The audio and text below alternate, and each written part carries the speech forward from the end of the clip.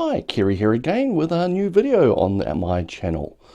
Today we're going to have a little look at some of my latest acquisitions, and I'll leave you with a few thoughts about Andy Weir's Project Hail Mary.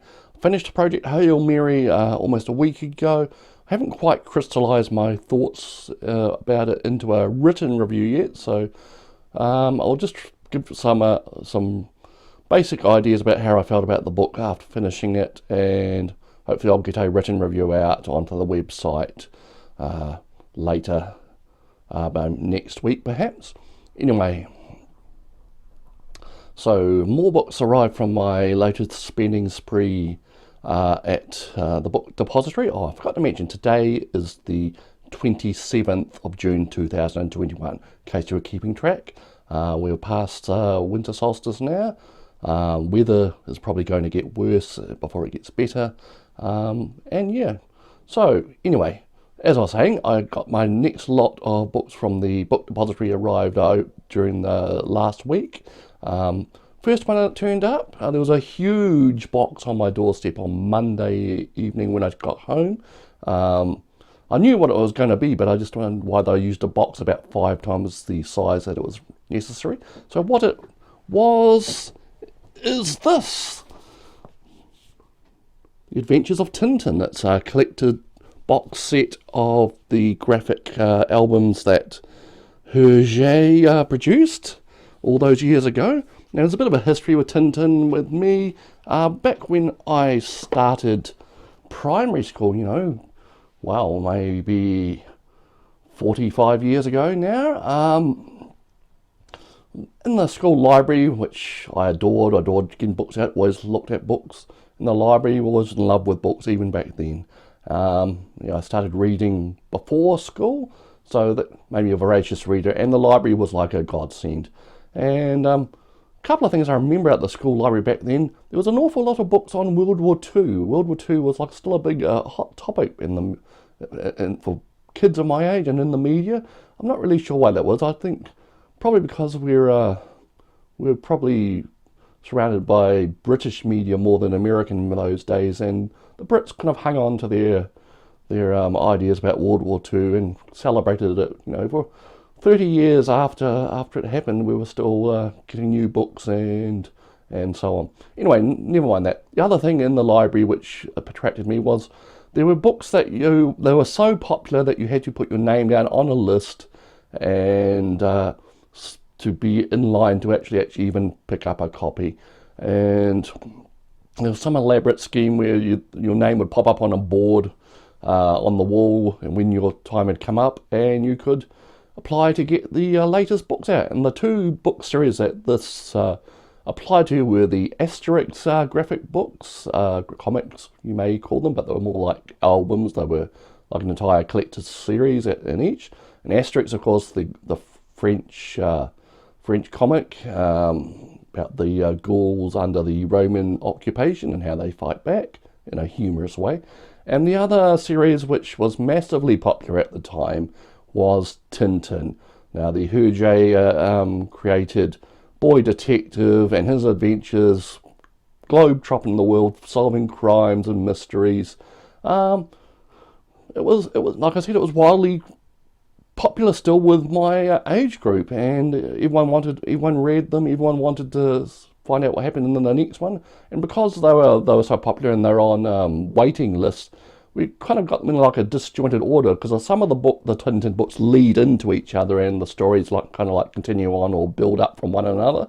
But the way we were getting them at the library, would get like the 3rd book in the storyline and then the first one and so on. So it was impossible to read them as they were intended.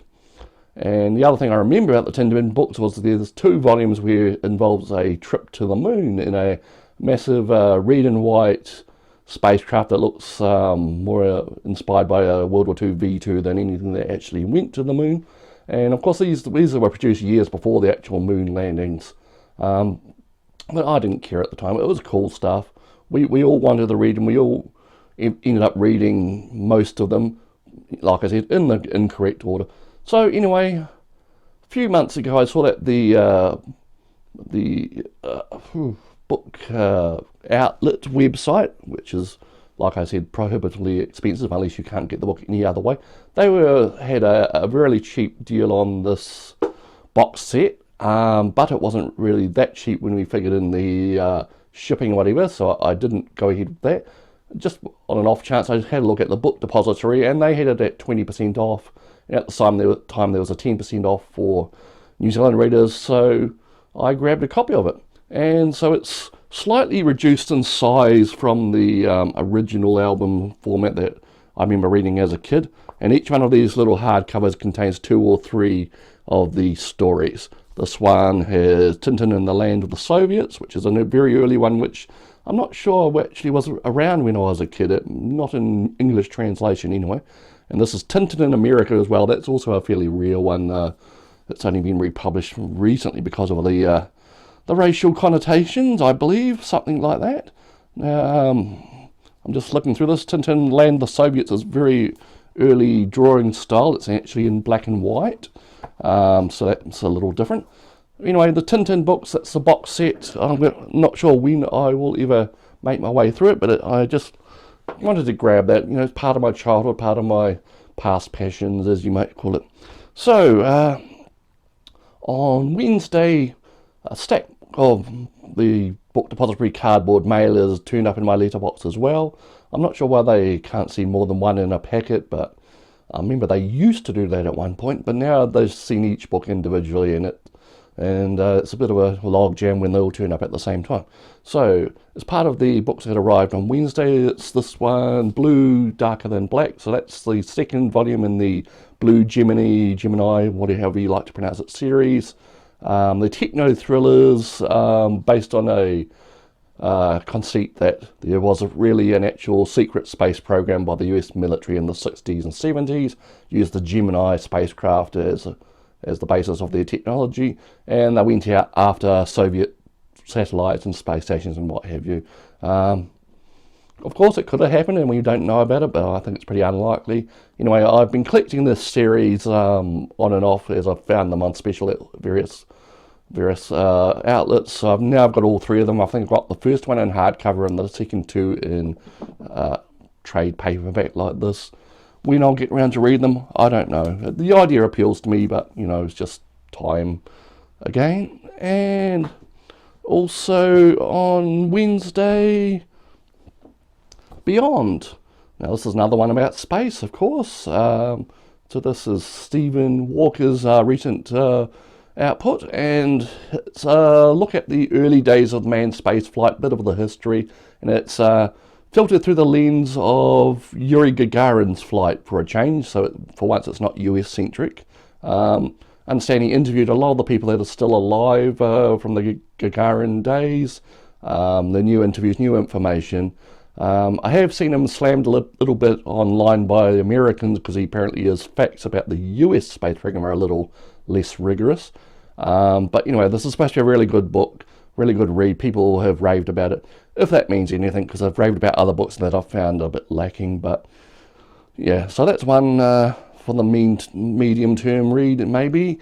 And the next 2 on Wednesday are both from Alison Bechdel. I enjoyed her first graphic novel, Fun Home, a few months back. I think I actually made a video about it. And this is the sequel to Fun Home, Are You My Mother? Where Fun Home ended up focusing mainly on her and her father's relationship and his murky past. This one is where she uncovers the details about her mother's life and her love of the arts and writing and so on, which she basically subsumed or what am I trying to say? She basically hid it away from her family when they were growing up, and Alison Bechdell's only discovered it in later years, what her mother was actually up to and her loves and her lives. So that's another one to put on the TBR. And from Alison Bechdel, also this is her new one. It's in hardcover, so that made it a little more expensive. The Secret of Superhuman Strength. This is another biographical graphic novel from Alison Bechdel. This one is a little more lighthearted. It's basically chronicles her slavish adherence to any health fad and trend that's come along over the years, and how she's basically gone along with them and how they worked out for her. It looks pretty gorgeous inside. It's full colour, not the usual just tinting that she usually does. Yeah, so it's a little more about her life, and yeah, like I said, with a backbone and thread about the fads and fallacies and what have you about health and well-being. So that was Wednesdays. Now on Thursday I came home, there was a heavy parcel from the book depository in the letterbox itself, and I was a little confused as to what it was until I opened it.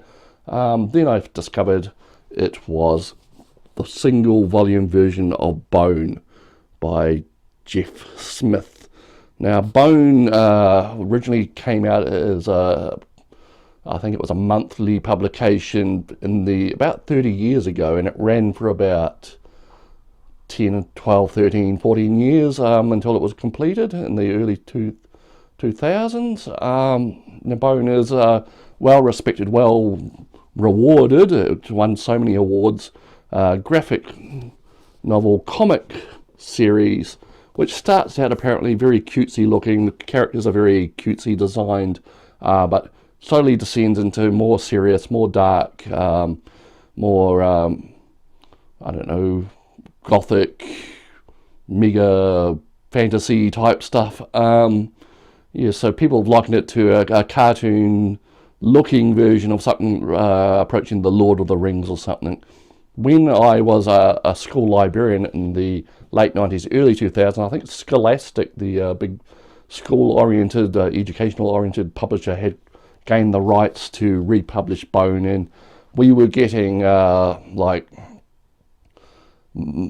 individual slices of the story, like in slim graphic novel versions, which were colorized, and I think we got about 9 or 10 of those individual ones from Scholastic. And anyway, in later years they've decided to collect them again all into one volume, so that's the whole run is in one volume, and this version happens to be in the original black and white. There is a more expensive colour one, I think it's in hardback as well.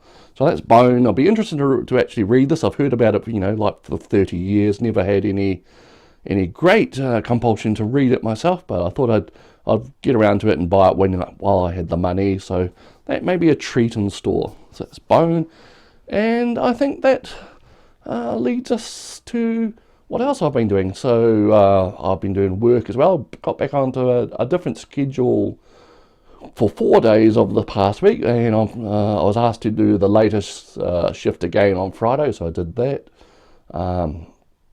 No closer to knowing what is actually going to be the long-term game plan for my job, whether I'll actually even still have one in the near future.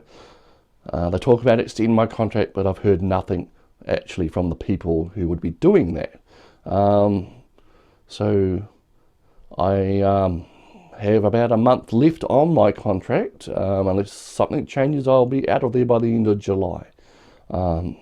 Anyway, in the meantime, I finished Project Hail Mary by Andy Weir earlier last week.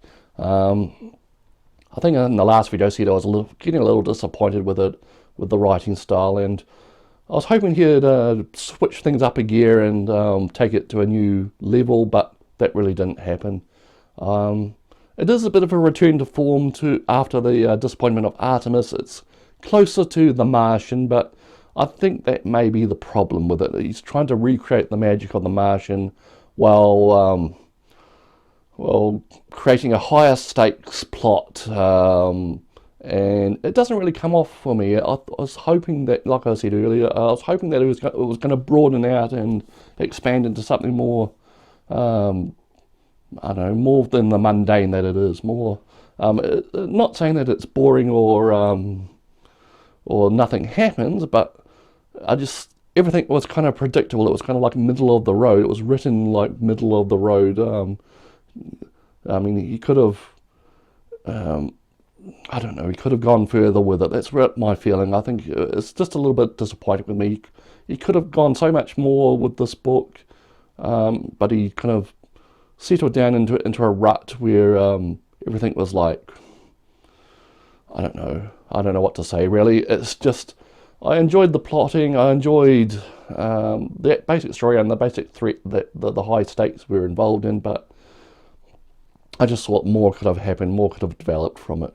And he was just happy to stumble along in his middle of the road way with the story. So that's basically it.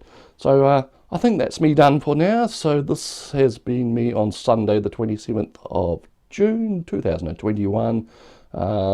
Looking at the weather, the sun's out at the moment, but it's not very warm. It's probably more rain and bad stuff predicted for tomorrow. What have I been doing besides reading books? I have just had a massive spending spree on new clothing.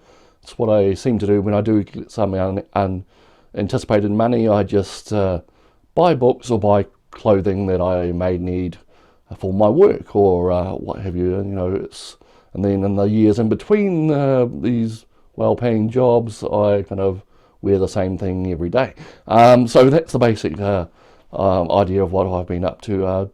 Have been doing other things. I've been setting up a new cell phone for my mother, who's modern technology phobic. Hoping to get her into using it in case there's a power cut or something. With the fibre that we're attached to now, there's no actual phone service if the power goes out. So I need her to have some type of access to using a phone. And of course, she's resisting me all the way. She doesn't really believe in any technology that's, you know, post 1950s. Well, unless it suits her. And what else have I been doing? Watching a lot of YouTube when I've got the spare time. I can say it's research for my own channel, but that's probably a load of bullshit. Anyway, and so I think we'll leave it there. This has been 17 minutes of me blathering on. So if you enjoyed the video, subscribe, give me a thumbs up. If you don't enjoy the videos, that's fair enough. We'll see you next time. Cheers.